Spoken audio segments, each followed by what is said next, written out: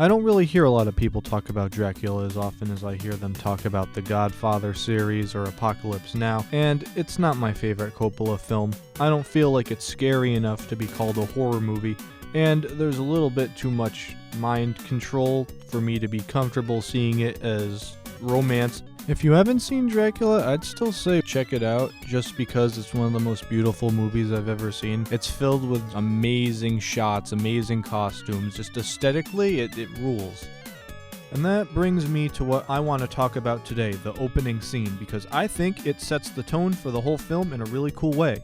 It starts out with Constantinople shrouded in smoke. You got a falling cross, this imposing shadow of the crescent almost gripping Transylvania on a map that's lit by flames. Really hammers home that Dracula's world is under attack, and he just might be the only white boy with the moves to save it. But Elisabetta can hardly bring herself to let him go, because they can hardly live without one another. Like, look at that. It doesn't matter that he's leaving her to go to war. They're lost without each other, no matter the circumstances. The war sequence is in all silhouettes like a shadow puppet show. All the blood and guts is left to our imagination, but you just know Vlad's doing what he does best. But he gets through it. He leaves the shadows, he kisses his cross, his ordeal has almost broken him body and soul. He can't keep himself from Elisabetta any longer. But the Turks had one last trick up their sleeve, and they fire an arrow with the script to season 4 of Stranger Things into Dracula's castle. Oh. And look how final this looks, the way the misty white just envelops her. Just, that's it, you're out of here, no givebacks.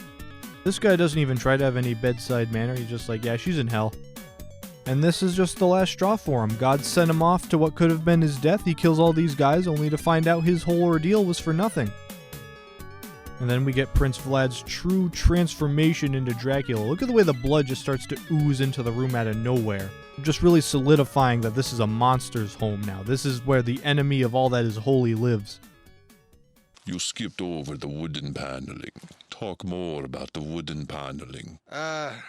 Is that a feature? It is the best feature.